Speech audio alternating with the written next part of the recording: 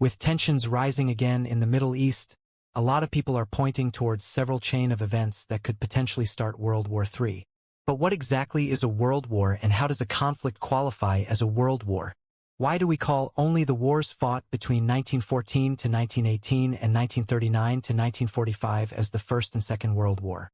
The First World War, which lasted from 1914 to 1918, was known as the Great War in the UK and France. However, in Germany it was predominantly known as the World War. This was because the First World War was fought between the Allies and the Central Powers. The Allies primarily consisted of France, Russia, Italy, the United States, and the United Kingdom and its colonies, while the Central Powers mainly consisted of Germany, Austria-Hungary, the Ottoman Empire, and Bulgaria. The empire of the Allies, especially that of the United Kingdom and France, spanned much of the globe, and they not only threw the whole might of their military and industrial power in the war but also of their colonies, giving Germany the impression that it is a world war or it is Germany against the whole world. Thus, in 1914, German philosopher and biologist Ernst Haeckel was the first person to use the term First World War. However, it was only in 1939, when Time magazine wrote about the then ongoing war as World War II began last week at 5:20 a.m. Polish time, Friday, September 1st, when a German bombing plane dropped a projectile on Puck, fishing village and air base in the armpit of the Hel Peninsula. The term World War I and II has since gained widespread acceptance. Many argue that the title First World War is misleading because other wars such as the 7 Years' War and the Napoleonic Wars also involved a lot of different countries.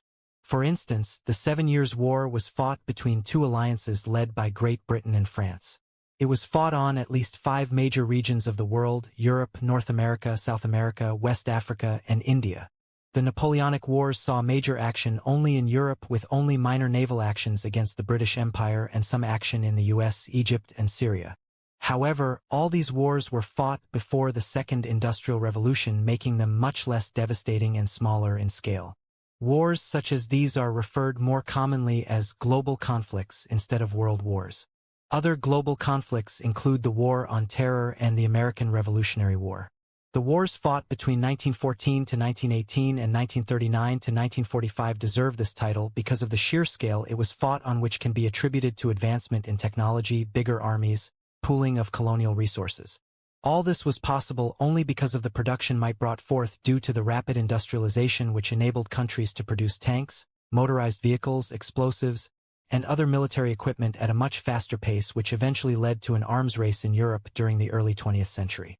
The term also does justice to the fact that people from multiple ethnicities and nationalities fought in both the world wars. For instance, the British mobilized more than 1 million Indians to fight in 1914, and all the height of the Second World War, more than 2.5 million Indians fought around the globe.